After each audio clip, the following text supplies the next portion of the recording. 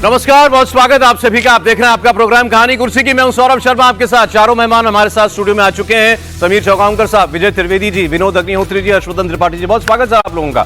सबसे पहले बात पश्चिम बंगाल की, क्योंकि पश्चिम बंगाल जल रहा है। वक्फ के नाम पर बंगाल में जबरदस्त हिंसा हो रही है। एक हफ्ते के अंदर दूसरी बार पश्चिम बंगाल का मुर्शिदाबाद सुलग गया। दंगाइयों ने जमकर आगजनी की, पत्थरबाजी की, तोड़फोड़ की, बसें जला डाली, पुलिस के ऊपर पथराव किया, दुकानों में आग लगा दी। बड़ी खबर है, हिंसा के बाद मुर्शिदाबाद में इस वक्त भी तनाव का माहौल है। हिंसा वाले इलाकों में भारी पुलिस फोर्स तैनात करनी पड़ी। मुर्शिदाबाद के सुती और शमशेरगंज में बीएसएफ को बुलाना पड़ा। यहां बीएसएफ की 2 कंपनियां मौजूद हैं। कल स्थानीय प्रशासन को मांगनी पड़ी मदद बीएसएफ की। दरअसल शुक्रवार को all India Muslim personal law board की कॉल पर पूरे देश में मुसलमानों ने जुम्मे की नमाज के बाद वक्फ कानून के खिलाफ जगह जगह विरोध प्रदर्शन किया था। पश्चिम बंगाल के भी कई जिलों में वक्फ कानून के खिलाफ विरोध प्रदर्शन हुआ, लेकिन मुर्शिदाबाद में यह प्रोटेस्ट हिंसा में तब्दील हो गया। दंगाइयों ने सुती और शमशेरगंज में जमकर उत्पात मचाया है। सरकारी बसों में आग लगा दी गई। पुलिस ने हालात को काबू में करने के लिए आंसू गैस के गोले छोड़े। मुर्शिदाबाद के अलावा मालदा और 24 परगना में भी इसी तरीके की हिंसा दिखाई दे रही है। नेशनल हाईवे पर जलती हुई गाड़ियां आप देख रहे हैं। 5-5 हजार लोग रेलवे ट्रैक पर बैठकर ट्रेनों की आवाजाही को रोक कर बैठे हुए थे। कल देर रात तक यही स्थितियां बनी हुई थी। बहुत सारी ट्रेनें पश्चिम बंगाल से आने वाली और वहां जाने वाली ट्रेनों को कैंसिल करना पड़ा था। बीएसएफ को बुलाना पड़ा। यही अपने आप में बताता है कि स्थानीय प्रशासन कितना लाचार और मजबूर महसूस कर रहा होगा इन उत्पाती प्रदर्शनकारियों के सामने। आपको बता दें, पश्चिम बंगाल में जब से ये वक्फ का बिल पास हुआ है, इसके बाद से वहां सत्ता में शामिल कई नेता लगातार ऐसे स्टेटमेंट दे रहे थे कि हम लाखों लोगों को सड़कों पर लाएंगे। एक सिद्दीकुल्ला चौधरी तो मंत्री हैं पश्चिम बंगाल की सरकार के। उन्होंने कहा था कि इस कानून को पास करके केंद्र की सरकार ने हमारे खून में उबाल ला दिया है। 5 लाख लोग ला सकता हूं मैं और कलकत्ता जाम कर सकता हूं, यह धमकी उन्होंने दी थी। और कहा था 50 अलग अलग जगहों पर 10-10 हजार लोगों की भीड़ हम इकट्ठा करेंगे। All India Muslim personal law board ने कहा कि खून के आखिरी कतरे तक आपको प्रदर्शन करना है। कहा कि इसको शाहबानों जैसा मामला बना दीजिए, इतना दबाव बना दीजिए केंद्र की सरकार के ऊपर कि वो ये कानून वापस ले ले। लेकिन पश्चिम बंगाल से ही हिंसा की खबरें क्यों आ रही हैं? पिछली बार भी जब कुछ दिनों पहले यहां पर आगजनी हुई थी, तब भी यही सवाल हमने पूछा था और आज भी वही सवाल है। ममता बनर्जी की सरकार क्या कर रही है? क्या ममता बनर्जी की सरकार और वहां की प्रशासन का, पुलिस का इन उपद्रवियों को खुला समर्थन है और उनकी तरफ से खुली छूट है कि जो चाहें करें? कुछ ऐसे वहां के स्थानीय लोगों के बयान आए हैं कि रात में ये कई उपद्रवियों का मॉब, मुसलमानों का जो जुलूस था वो एक मॉब की शक्ल में तब्दील हो चुका था और वो तैयारी कर रहा था जगह जगह आग लगाने की। और वैसा ही कई जगहों पर हुआ भी है। आप तस्वीरों में देखेंगे तो आपको खुद इसका अंदाजा लग जाएगा। लेकिन इस सब की रोकथाम कैसे होगी और कौन करेगा? अगर पश्चिम बंगाल की सरकार वाकई में इन उपद्रवियों पर काबू पाना चाहती तो क्या ये इतनी हिंसा कर सकते थे? मैं आपको कुछ बयान सुनाता हूं। बीजेपी की जो प्रदेश अध्यक्ष हैं वो क्या आरोप लगा रहे हैं। Saifullah Rahmani all India Muslim personal law board के ये अध्यक्ष हैं। इन्होंने कॉल दी थी प्रदर्शन की, उनकी बात भी आप आज दोबारा सुनिएगा। इनके अलावा केंद्रीय मंत्री गिरिराज सिंह ने तो यहां तक कह दिया कि क्या पश्चिम बंगाल से हिंदुओं को पलायन कर देना चाहिए? क्या पश्चिम बंगाल की सरकार और ममता बनर्जी केवल मुसलमानों के मुख्यमंत्री हैं? हिंदुओं के वहां पर कोई हक, कोई राइट्स नहीं है? और इनके अलावा जयंत चौधरी केंद्र में मंत्री हैं और उन्होंने भी ये कहा कि ये इतनी हिंसा, इतना उपद्रव मुमकिन नहीं है अगर सरकार की शह ना हो इन्हें। सुनिए। ममता बनर्जी ने पश्चिम बंगाल को पूरी तरीके से जिहादियों के हाथों में जिम्मी रख दिया। जिस तरीके से पश्चिम बंगाल के एक मंत्री रहते हुए सिद्दीकुल्ला साहब कलकत्ता में चिल्ला रहे थे कि पहले जिले के लोगों को टाइट देंगे, उसके बाद कलकत्ता को टाइट करेंगे, उसी समय उस व्यक्ति को पकड़ के जेल के अंदर डालना चाहिए था, जेल में ठूस देना चाहिए था। आज पूरे मुर्शिदाबाद जिले में जंगीपुर से लेकर धुलियान गंगा से लेकर सूती से लेकर एक एक जगह में वैंडलाइज हो रहे, हिंदू मंदिर तोड़े जा रहे हैं, हिंदुओं के घरों पर हमला हो रहा है, ट्रेन बंद है, 5 ट्रेन रास्ते में अटका हुआ है, 5 ट्रेन। आप सोचिए कितने लोग जिनकी जिंदगी की क्या गारंटी है, कोई गारंटी नहीं दे पा रहे। ममता बनर्जी पूरी तरीके से विफल हो चुकी है लॉ एंड ऑर्डर मेंटेन करने के लिए। पुलिस इंजोर्ड है, 10 से 12 पुलिस इंजोर्ड है। पुलिस को हाथ में हाथ धरे, गोली नहीं चला रही पुलिस। जो लोग प्रोटेस्ट कर रहे हैं उसका प्रोटेस्ट करने का हक है, लेकिन हमारा ये रिक्वेस्ट है, हमारा ये सजेशन है, आप प्रोटेस्ट कीजिए डेमोक्रेटिक वे से, लेकिन ऐसा कुछ मत कीजिए, ऐसा कोई काम मत कीजिए जिसमें कोई प्रोवोकेशन हो और उल्टा भाजपा ये मुद्दा बना सके। भाजपा ये चाहते हैं, उसका जो प्रोवोकेशन है वो चाहते हैं आप लोग गुस्सा में आकर कुछ किए, उसके ऊपर भाजपा पॉलिटिकल मुद्दा बनाए। भाजपा का कोई ट्रैप में मत आइए। देखिए, ये सोचना कि फला काम किया उसका क्या फायदा हुआ, फला काम किया उसका क्या फायदा हुआ, ये दुरुस्त नहीं।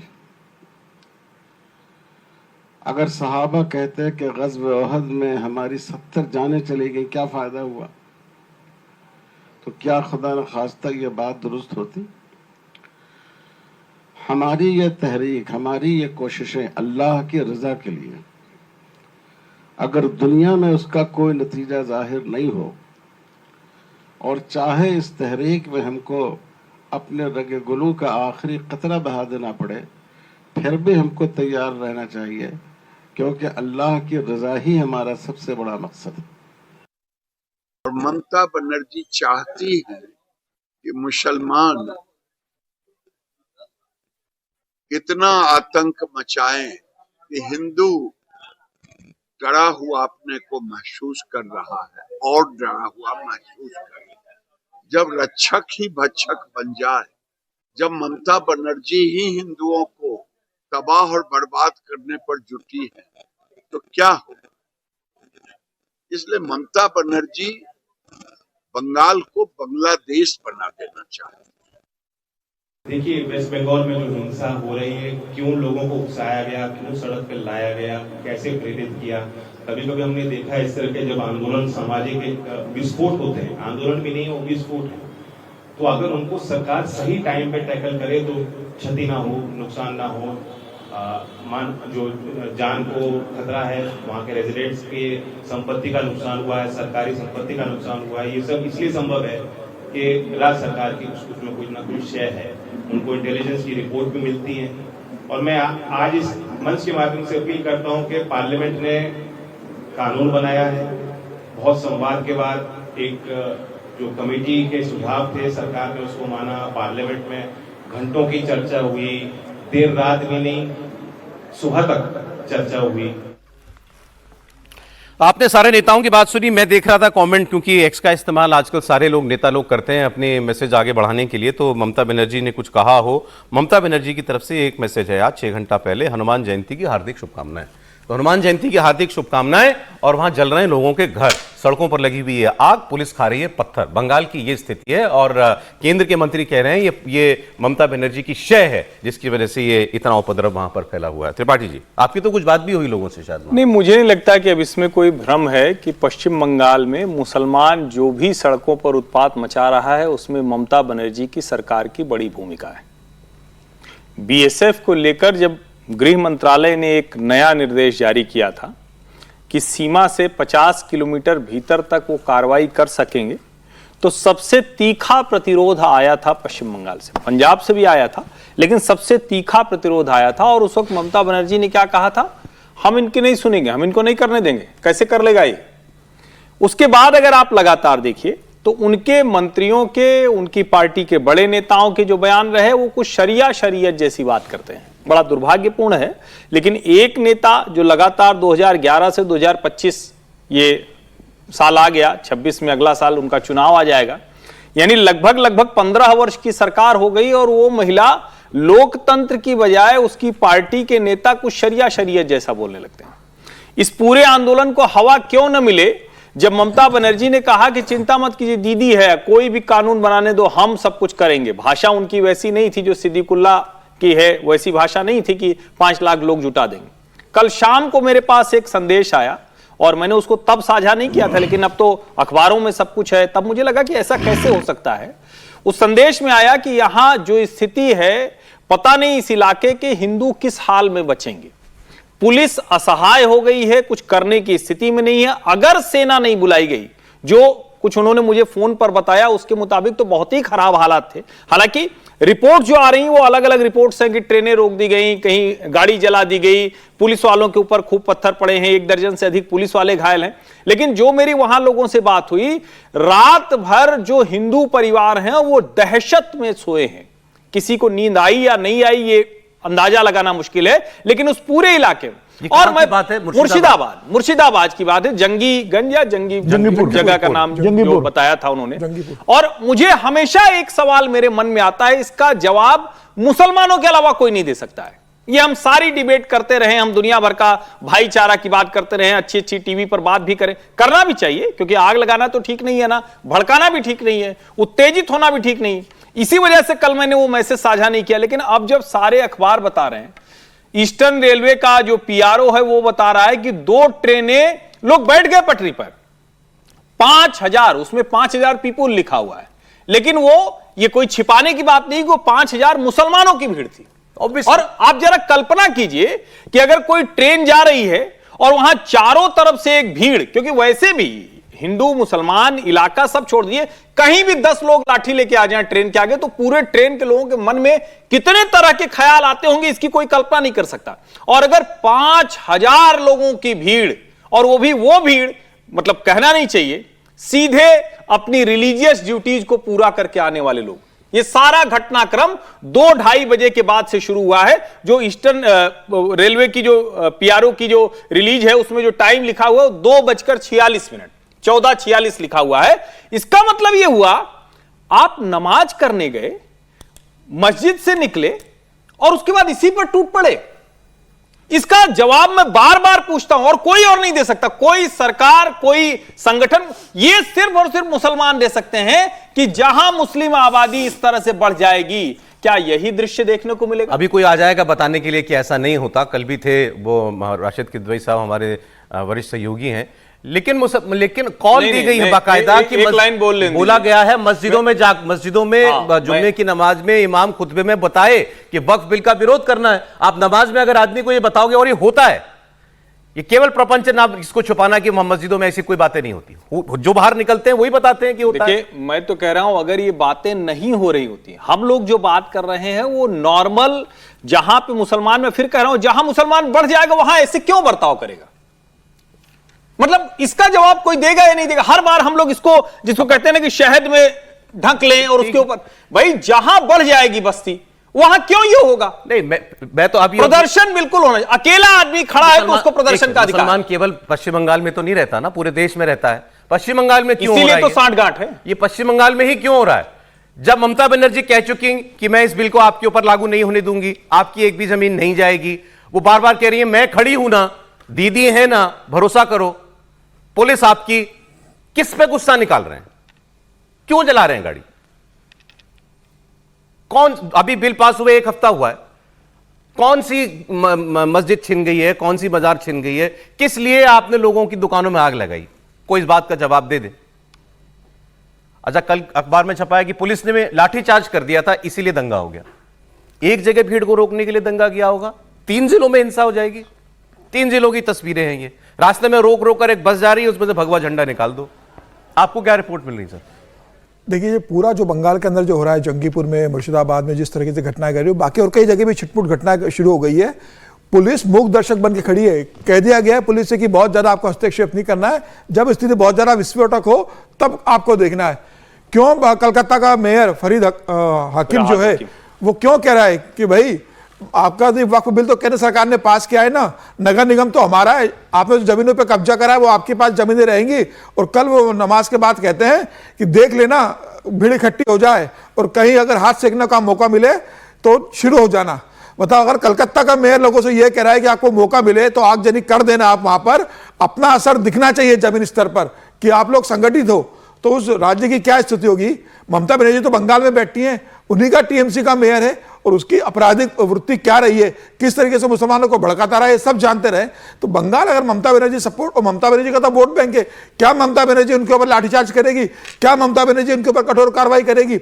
ममता बनर्जी इसलिए नहीं करेगी, ममता बनर्जी को दिख रहा है कि यही मेरा वोट बैंक है और जब 2026 में चुनाव आएंगे तो यही लोग तो मुझे वोट देने वाले हैं, तो इनको जो करना है करने दो।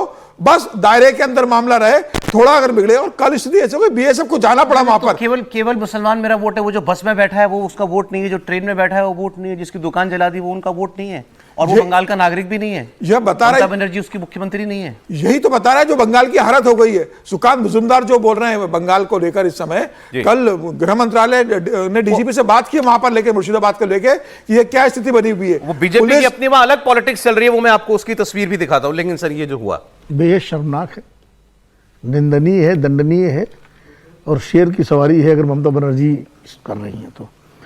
अभी खबर में पढ़ रहा हूं कि वक्फ कानून को लेकर मुर्शिदाबाद में हुई हिंसा मामले में 110 गिरफ्तार, अन्य जिलों में भी छापेमारी जारी। ममता बनर्जी ने, इस बीच मुख्यमंत्री ममता बनर्जी ने उपद्रवियों पर कड़ी कार्रवाई करने के निर्देश जारी कर दिए। तो अगर ऐसा है तो थोड़ा सुकून है कि कम से कम सरकार चेती।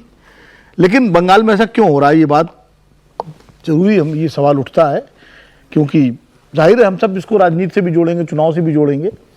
और ममता बनर्जी की जो सरकार है और उनके जो मंत्री हैं, उनके जो गैर जिम्मेदाराना बयान हैं, निश्चित रूप से ममता जी को उनका संज्ञान लेना चाहिए और उन मंत्रियों के खिलाफ कार्रवाई करनी चाहिए। और चाहे वो जो मेयर की बात कर रहे हैं कोलकाता के, क्योंकि जब मंत्री ही इस तरह के बयान देंगे तो जो उपद्रवी तत्व हैं, जो भी हैं, उनको तो मौका मिलेगा ही। हम बांग्लादेश को लेकर परेशान हो जाते हैं, या तो पश्चिम बंगाल के अंदर ये हो गया, मतलब हम, बांग्लादेश तो दूसरा देश है, वहाँ हमले होते हैं तो हम लोगों को चिंता होती है, भाई होनी भी चाहिए, और ये तो अपने देश में हो रहा है। तो मुझे लगता है कि ममता बनर्जी को दिखाना पड़ेगा कि गवर्नेंस भी कोई चीज़ होती है। चलिए उपद्रव हो गया, कहीं भी किसी भी राज्य में हो जाता है उपद्रव, लेकिन वो उपद्रव अगर कंटिन्यू रहे तो फिर सरकार का भी फेल्योर है और प्रशासन का भी फेल्योर है। सेम एरिया में एक हफ्ते में 2 बार। हाँ, मैं ये कह रहा हूँ, फिर सरकार का भी फेल्योर है और स्थानीय प्रशासन का भी फेल्योर है और राजनीतिक विफलता भी है। क्योंकि कुल मिलाकर के कोई भी सरकार अगर है, घटना कहीं भी हो सकती है, घटना अचानक 10 आदमी आगे उपद्रव करने लगे, लेकिन करनी सेना वालों ने किया तो हमें योगी प्रशासन से सरकार पूछा, बिल्कुल वही मैं कह रहा हूँ। लेकिन उस पर कितनी जल्दी लगाम लगती है, वहां सरकार की जिम्मेदारी होती है और सरकार को तय करना होता है कि कैसे उसको चेक करे। अगर आपको ऐसे मामलों में, तो कहता हूँ सख्ती, लाठी गोली जो भी करना हो करिए। अगर लोग फंसे हुए, जैसा हर्षवर्धन जी बता रहे हो, सही बता रहे होंगे कि अगर लोग फंसे हुए हैं, उनको लोग घेरे हुए हैं, हिंसक भीड़ घेरे हुए हैं, चाहे एक समुदाय की भीड़ है, और अगर लोग फंसे हुए मदद के लिए, तो मदद पुलिस नहीं करेगी तो कौन करेगा? तो मुझे लगता है ये बंगाल के लिए एक धब्बा है, ममता बनर्जी की सरकार के लिए भी धब्बा है, और भारत के लिए भी चिंता का विषय है। जी सर, मैं आपको एक खबर दिखा करके आपके पास आ रहा हूं। मैंने कहा आपको इसमें जो दूसरी पॉलिटिक्स हो रही है, आज हनुमान जयंती है, हनुमान जयंती में पूरे देश भर में जुलूस निकाले जाएंगे, पूजा पाठ होंगे। कोलकाता में भी एक शोभा यात्रा निकाली जा रही है और हिंदू संगठनों की ओर से ये शोभा यात्रा निकल रही है। बीजेपी के नेता वर्कर वो भी इसमें शामिल हैं। कल कोलकाता के जिस इलाके में एक बस पर से भगवा झंडा निकालने की तस्वीर आई थी, हिंदू संगठन आज ठीक उसी जगह पर पहुंचे, उसी स्पॉट पर, और वहां से गुजरने वाली गाड़ियों में, बसों में, बाइक्स पर, कारों में जय श्री राम के उद्घोष के साथ झंडा उन्होंने लगा दिया। ये तस्वीर कल की है जो आप देख रहे थे। इसी ये बस थी, इस पर भीड़ थी, वो आई और इसने झंडा देखा, निकाल दिया। कोई गाड़ी निकलती देखी तो उस पर चढ़कर कूदने लग गए थे। आज बीजेपी ने इसका पॉलिटिकल जवाब दिया, गाड़ियों पर भगवा झंडा लगा करके। ये सर, देखिए, दोनों बातों को जोड़कर देखेंगे तो कुल मिलाकर है कि पॉलिटिक्स अपनी अपनी चला रहे हैं सब लोग। इसमें अब सवाल नहीं बचा है कि ममता बनर्जी सरकार की शय या समर्थन नहीं है, नेकेड अपीजमेंट है। हाँ, नेकेड अपीजमेंट है, जो भी शब्द काम मिले, लेकिन सरकार का साथ है। जब मंत्री उस तरह से बात कर रहे हो, जब मेयर उस तरह से बात कर रहे हो, लगातार चल रहे हो। लेकिन सीखना चाहिए इतिहास से, हमारे संस्कृति से, कि भस्मासुर जो है ना, आप बनाते हैं तो आप ही पर अंतिम तौर पर आप ही को नुकसान होता है। ममता बनर्जी जिस पॉलिटिक्स को करना चाहती है, उसको फाइनली नुकसान उनको उठाना पड़ेगा, क्योंकि सरकार उनकी है। लॉ एंड ऑर्डर की बात होती है, दंगा होता है, आगजनी हो रही है, लोग मर रहे हैं, तभी तो बीएसएफ को बुलाना पड़ा ना, क्योंकि फाइनली आप वहाँ पहुँचते हैं कि आपकी जिम्मेदारी ये बनती है कि आप इस तरह से करें। एक बात समझनी चाहिए, अभी हम लोग क्या माहौल बना रहे हैं कि वक्फ बिल पास हो गया संसद में, तब इसका विरोध नहीं किया जा सकता। एक तो ये साफ होना चाहिए, एक संसद से पास होने के बाद भी विरोध हो सकता है, ये कोई गैर कानूनी काम नहीं हो रहा। दूसरी बात, ये बिल क्या है? ये बिल है कॉन्करेंट लिस्ट में संविधान की, समझे? बहुत सारे लोग अपने हिसाब से बात करते रहते हैं। कॉन्करेंट लिस्ट में का मतलब है कि राज्य सरकार के पास भी उस मसले पर काम करने का अधिकार है, लैंड जुड़ा हुआ है। हाँ, लैंड से, प्रॉपर्टी लैंड से, और केंद्र सरकार के पास भी है। तो जब ममता बनर्जी अगर ये कहती हो कि हम देख लेंगे आप सुरक्षित रहेंगे, तो इसका मतलब ये नहीं है कि वो कानून के खिलाफ बात कर रही है। इसको भी समझने की जरूरत है। हम लोग ऐसा करते हैं कि जैसे कि वो संसद के खिलाफ काम कर रही हैं, ऐसा नहीं है। वो अपनी बात कर रही हैं, कैसे करेंगी नहीं करेंगी वो अलग इशू है। लेकिन ये जो हिंसा हो रही है इसमें सरकार का साथ नहीं हो, इस पर कोई शंका बची नहीं है। सरकार उसको सपोर्ट कर रही है, लेकिन इसको समझ लीजिए कि ममता जी जिस तरह की पॉलिटिक्स कर रही हैं उसका बड़ा फायदा भारतीय जनता पार्टी को होने वाला है। वो रिवर्स पोलराइजेशन पर लग गई है। ये हनुमान जयंती आजकल हर दिन वहाँ पर वेस्ट बंगाल में कोई ना कोई जयंती मनाई जा रही है, शोभा यात्रा हो रही है। अब आप शोभा यात्रा तो करने से नहीं रोक सकते, आप कहेंगे भाई बीजेपी वालों को क्यों रोकेंगे। लेकिन यदि ममता जी ऐसा समझ रही है कि माइनॉरिटी वोट्स के भरोसे वो सरकार बना लेंगी, तो मुझे लगता है कि अगले 6 महीने साल भर में जब फरवरी में चुनाव होंगे तब तक बीजेपी इसका रिवर्स पोलराइजेशन से बीजेपी को जबरदस्त फायदा हुआ पिछले कुछ वर्षों में बंगाल में, और लेकिन फायदा होने वाला है। बंगाल की जनता बाकी राज्यों के तरीके से उस तरह से अभी आप पोलराइजेशन की अगर बात करेंगे तो बीजेपी के हक में नहीं आई है। नहीं, ये मैं बता रहा हूँ, लेकिन ये बढ़ रही है, ये भावना बढ़ रही है। हाँ, कुछ ना कुछ होता रहेगा तो फिर उसका नतीजा वो निकलेगा। और नहीं हो रहा फायदा कैसे कहते हैं आप? 3 से 77 पर यदि एमएलए पहुंच जाते हैं, 30-36% वोट हो जाता है, तो फायदा तो है ही ना। सरकार बनना ही फायदा नहीं होता ना। सरकार एक दिन में तो बन नहीं जाती, सरकारें बनने का एक तरीका होता है, एक पूरा काम है। लेकिन ये रिवर्स, मैं ममता जी के रेफरेंस में कह रहा हूँ कि ममता जी समझ रहे हैं कि केवल इससे वो सरकार को बचा सकती है, बल्कि उनका बड़ा नुकसान हो सकता है भारतीय। बल्कि इस तरह से तो यदि इसको कहूँ मैं कि वो बीजेपी की मदद ही कर रही है रिवर्स पोलराइजेशन करके। और बीजेपी की जो लीडरशिप है वो उसको दिख रहा है कि इसमें कोई नुकसान नहीं हो रहा, समझे। तो वो लगातार इस पर अपनी एक्सरसाइज कर रहे हैं, अपने जुलूस निकाल रहे हैं। और आप सर ये भी सही है कि जो कि कोई भी प्रदेश कहीं का भी कोई नागरिक हो, आप कोई कानून बना लीजिए, आप किसी को लोग कहते हैं आपने पोलराइजेशन किया साहब, इनको आपने धार्मिक त्योहारों में इनको आपने तरजीह दे दी, हमारा जुलूस नहीं निकलने देते, इनका जुलूस, ये सब बातें अपनी जगह पर ठीक है। लेकिन जब हिंसा होती है ना तो वो एक आम आदमी को सबसे पहले दिखता है, वो सबसे पहले दिखता है। इसीलिए कह रहा हूँ ना कि वो फिर वो रोज हिंसा होगी, फैसला करता है, वो फैसला करता है। तो कोशिश है कि बांग्लादेश ना बने सर, जो जिस तरह से बांग्लादेश में हिंदुओं पे हिंसा हो गई है। एक ब्रेक का समय हो गया है सर, ब्रेक के बाद लौटेंगे। आज जैसे हनुमान जयंती पर थोड़ी बहुत चर्चा हमारी हुई, हनुमान जयंती पर ये जो आप देख रहे थे बीजेपी की कोशिश वहां झंडा लगाने की, हमारे एक सहयोगी वहां मौजूद थे, उन्होंने एक रिपोर्ट भेजी, वो मैं आपको दिखाऊंगा। दिल्ली में भी वीएचपी की शोभा यात्रा होगी, लेकिन जिस जगह निकलने जा रही है वो बहुत खास है, जहांगीरपुरी में ही हिंदू और मुसलमानों के बीच दंगे हुए थे 2020 में, और उसी जगह पर, और वो शोभा एक ऐसी ही यात्रा निकालने को लेकर हुए थे, और वहां पर एक बार फिर यात्रा निकलने जा रही है। और दिल्ली के मुख्यमंत्री ने कहा है कि ऐसी कृपा बने कि सारी असुरी शक्तियां अपनी जगहों पर वापस लौट जाए।